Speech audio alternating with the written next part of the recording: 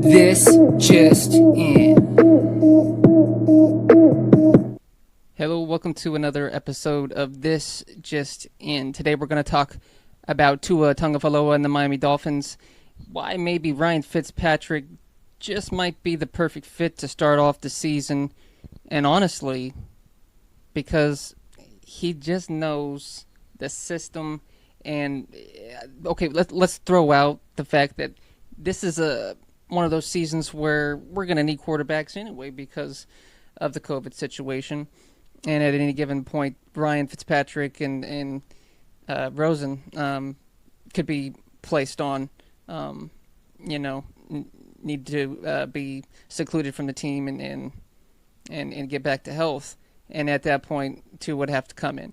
But besides just easing him in, I think you got to keep him on his feet in practice. You got to keep him wanting more and to do better. And what better way to do that than to keep him in a competition and keep him having to earn this job. And that is the mindset of Flores, Brian Flores, coming from the coaching tree of Bill Belichick. And so I definitely see that being the case, and that's not to say that they don't love Tua and they don't see the great things that he's doing in practice. Here in practice recently, throwing a 70-yard bomb. I mean, just these great throws. Not saying that Fitzpatrick and Rosen are good quarterbacks and making good throws in practice here and pushing it for Tua, because they definitely are. But Tua is just a whole nother brand and generation of a quarterback and the future of the Miami Dolphins, period. And it's not a question of the hip, and I've been saying that and reiterating that in all my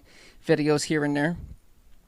It's just a matter of him getting the whole picture in on time and earning what he will be taking on fully eventually, no matter what. And, the preseason is not that big a deal as it used to be. So I'm not worried at the fact that he won't be getting that. I'm more, or the fact that he might not be starting in that Ryan is. I'm just letting him, take what reps he has. The rules have been changed here recently for the quarterbacks, and so less of a need, I think, for the preseason in the ways of, he'll be protected. It's a quarterback-friendly league, and so the rules are set up for him to succeed, any quarterback to succeed. And if you got it, then you got it. It's just a matter of him getting comfortable with the system that he's going to be running there, hopefully the same kind of system for a long time. And once that is fully Tua's team and system, and he's earned his stripes a little bit, and we get, a little further down the road from COVID, we're all talking 100% Tua, and what Ryan Fitzpatrick and Rosen is there to do is to help the team and Tua succeed. Now, it's not just about Tua, but it is about the Dolphins' future, and therefore it is somewhat very important that Tua and Fitzpatrick and Rosen all see that working together and helping Tua become that future quarterback is very important for everybody. And if you buying in, and then buy in, come in and push him every day and be the guy that we all need you to be, because right now we may need a fourth quarterback at some time down the road. We don't want that, but we may need that this year more than ever. I mean, you could be looking at the Detroit Lions, Cleveland Browns winning the Super Bowl, so says Adam Schefter, and that makes sense. More chances this year, more so than ever, because it's that year of the COVID. People will be down, and it'll be just that much more hard for anybody to get in. And looking forward to just more reps from these players.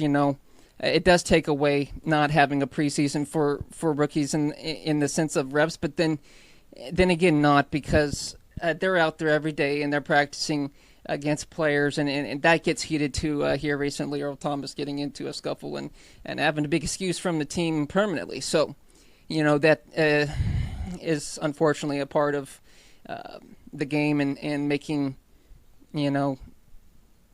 camaraderie with the team and sometimes getting past that. But in Earl Thomas's case, I believe, moving forward to the next topic, I guess, it's just he wasn't colliding well with the team as it was, and he had some other problems off the field as well. And when there's a guy that the team feels that can step up and take your place anyway, then you move on from said player.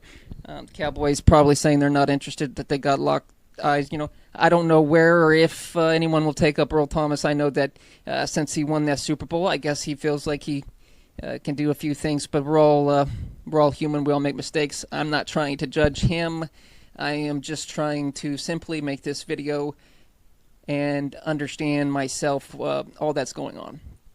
And if he is given another shot, I know he's a great player, and he's going to add to the team. I thought myself maybe a team like the 49ers. I mean, could you imagine him and Sherman, Richard Sherman, reconnecting and having like a Legion of Boom Part 2 there in Frisco? Would be kind of crazy. Probably not a real possibility, maybe so. You never know. Could someone like the Patriots pick him up? I know my dad and I were talking about that earlier this week. You never know. They've lost so many people, right? Especially on that defensive side. And so would this be a time they would want to invest in someone like that, though? But usually a team that invests in the cast out kind of players and gives them second spot, chances, a team that makes sense for Earl Thomas, where he would have to, straighten up and act according to what Bill Belichick would be team approved, and if you want to last there anyway. So moving on to the next topic before we close up the whole video. I believe that Roger Goodell and the whole protesting thing, is still a big topic to be talking about. Though it is a hard one, and no one is ever happy over it completely. It is a topic that needs to be continued, and so here we are. Him saying, I wish I would have listened to you sooner, Colin. It does mean a little bit. And Herschel Walker saying to Trump, kind of reiterating how I was saying in an earlier video about the Colin Kaepernick and hoping that he would be signed video. Just basically, I don't agree with Trump that none of us shouldn't be kneeling. I think that is an okay thing to do. And you look at Jerry Jones coming in and saying, hey, maybe we can compromise. It kind of sounded like maybe he's going to want players to do it all together before the game or whatever, like he had before.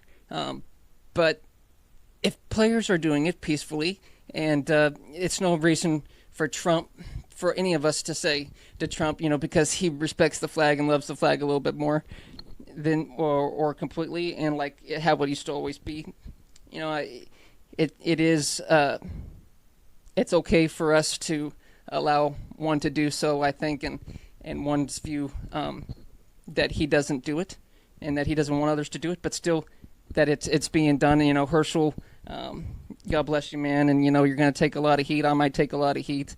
People may not understand, but I'm trying to understand the whole situation as it is, not just one side or the other, and I hope that's plain to see. I want what's right. I think we're all made with a conscience, and we all, as long as we're trying to unite and go against what's wrong, okay, we shouldn't have to be fighting with each other too much. I think that's where Herschel and I are kind of just trying to reiterate through this political and sports stance. And sports have become a little political, and rightfully so. I think everyone's platform is to be used as they please. And to end on that note, you always want to go back to Jesus and give it all to Him, and that's my Lord and Savior. Maybe not yours, but for me, it's what everything I work for and do at the end of the day is for Him, and I think if we all just continue to do our parts and know what's right from wrong and try to do what's right, then it's going to be okay, and it's going to work out. I don't think taking a knee on an American flag is going to divide completely everybody, but then again, maybe I'm wrong, and it is completely wrong and Trump's completely right, but it still shouldn't divide us all in an argument in any other form. We are trying to send a message of unity in this. And so at the end of the day, we're all trying to work together. And I applaud Colin for sending out that message and making us all wake up, a foot on the neck, to George Floyd and the way he went out and the knee or whatever, and how Kaepernick took his. It just really it stood out to the whole world, his message, and what if he hadn't done that, So certainly glad that he did, and we're all trying to pull together and wrap our minds around everything that's happening, and sports is a great way to heal and to move forward and to help make sure that stuff like this doesn't happen. I'm Jay White II. This just in. Like, subscribe, tell a friend. Thank you.